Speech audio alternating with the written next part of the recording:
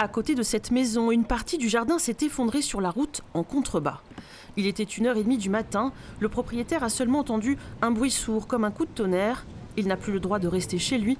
Il a été évacué avec sa compagne car son terrain est devenu trop instable. Ça m'inquiète, oui, parce que ça risque de durer un certain temps et j'aimerais quand même pouvoir bénéficier de mon logement assez rapidement. On l'a signalé l'année dernière, ils nous ont enlevé des arbres morts qui étaient juste au-dessus.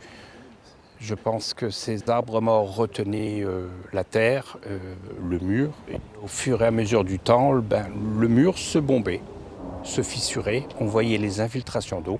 Des pluies très importantes qui durent depuis plus d'1 mois pourraient être à l'origine de cet éboulement.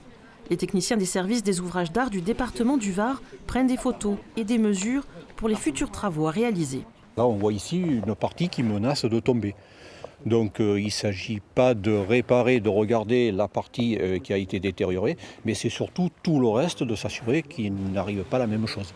Là, si on ne le fait pas tomber, de lui-même, il va descendre. Autre difficulté, ce mur de soutènement est situé sous l'aqueduc de Saint-Barthélemy. Pour l'instant, la route départementale 560 est fermée à la circulation.